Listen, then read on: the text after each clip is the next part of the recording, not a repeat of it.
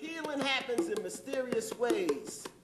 It seems like something's not happening, and then all of a sudden, a man, a woman, a child finds that place inside of them where the natural tendency to be whole and good is. They find the strength to face the pain, to grow. Hi, my name is Teya Sepinuck, and I'm the founder and artistic director of TOVA. Hold it up for the children.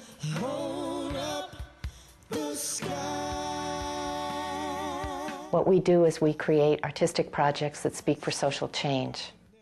No more to the military who were trying to kill my husband in El Salvador, who put out a death threat on him and searched for him with rifles and guns. Mostly we do this in the form of Theater of Witness, which is a form that we developed where people who have been marginalized, hurt, stereotyped, or forgotten by society tell their own stories in spoken word, music, movement, video, and they themselves perform it as a way for audiences to bear witness to the human condition. They called out for her husband, asked for his paper, and they shot him right there. Right in front of her. An interpreter told my mother not to cry, not to make a sound. She watched her husband got killed, and she stayed really quiet. Bang! The soldier then shot at her but missed, and the bullet went over her shoulder. When people ask, "Who are you?" I say, well, I carry an Israeli passport with a stamp in it identifying me as an Arab. But who am I? I'm a Palestinian woman struggling to name my identity with the dignity and honor that it deserves in a world that doesn't want to see or hear. I'm a woman who's grown up under occupation decade after decade. I've grown up resisting the enemy. I've grown up being the enemy in a land where life is cheap.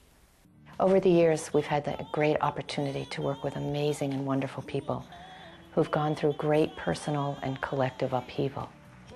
Some of these have been refugees from Vietnam and Cambodia, men and women who've lost their homes, people living in political sanctuary, men and women who've been victims of crime, survivors of abuse, people living with mental or physical disabilities. Most of our work recently has been concentrating around the criminal justice system, and we've worked a lot with prisoners, men serving life sentences, families and children of prisoners, and also bringing children and families, prisoners, and victims together. We want our work to be redemptive and to really speak to the possibility of healing and transformation. Mama, you've been through so much. I only ask that you forgive me. I love you, girl. I know you didn't raise your son to kill anyone. I know you didn't raise your son to sell drugs. And I know you didn't raise your son to be killed. I'm sorry. We got black folks in guard uniform who don't know who they are. We got nationalism and communism, Islam too. You name it, we got it for you. In confinement, life ain't life at all. In confinement. My father was on death row. As a child, I visited him behind prison glass, not knowing what he did, if he ever get out, or even if he was my father. When I was 10, he was released and tried to buy back our years by purchasing my love. He took me to Dorney Park and bought me presents. But he still loved the streets most, not having learned that they didn't love him back. When he stopped calling and coming around, I buried my emotions and I taught myself not to care. I didn't have a father then, and I didn't need one now. My mother was enough. Then one day we drove past his house. He was sitting outside on the stoop looking all skinny and sick, wearing hospital scrubs. He cried when we hugged. Later, he took me aside and showed me every picture, drawing, or letter I had ever sent him. He said,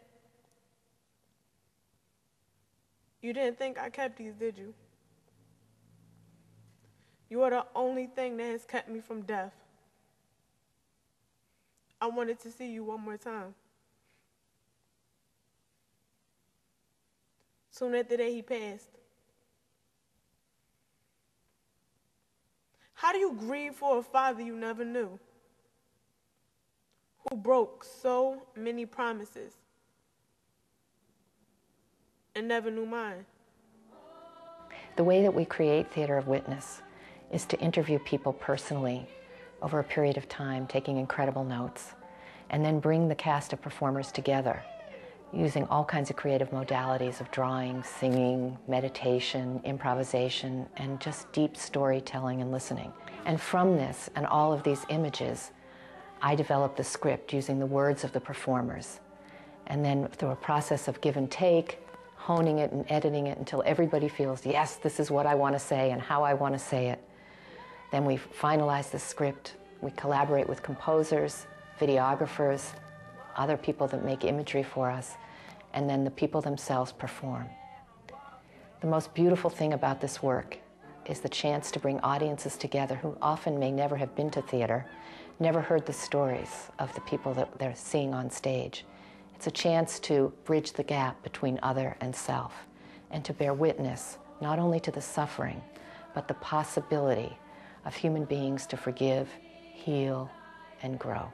I like to fill my house with love instead of hate and fear.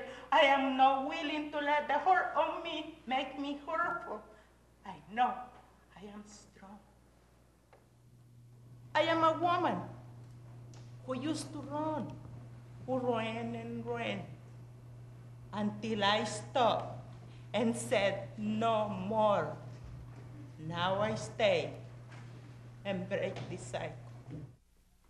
I raised my son to be an eagle, even though I knew there were a multitude of pigeons down here squawking, waiting to lead him into directions that eagles would never even fly, who didn't have his best interests at heart. I raised my son to be somebody, and all the strength that I had in me wasn't enough. And yes, he's caged up now, but I still want him to raise his majestic wings and fly. The gates are open, you can always come home. I will exchange my sorrow for happiness, my hatred for forgiveness, my grief and pain for healing, for me and everyone else too. I'm helping my son exchange that hardness for something soft and real, redeeming it like a coupon, and reclaiming that goodness that's lived inside of him since the day he was born. Sometimes the only peace, love, and forgiveness that other people will see is through us. If you have any soul, you never forget the faces of the people you hurt. Each and every step that I take now towards helping another person is to make up for the wrong that I did then. I'm working for my redemption, giving back in terms of what I took away. We're always looking for new partners and hope that you can join us. If you'd like to donate or volunteer or like to bring a performance to where you live or possibly even commission new work, please get in touch with us. And you can also visit our website or look at some of the longer clips that are on this site. Thank you.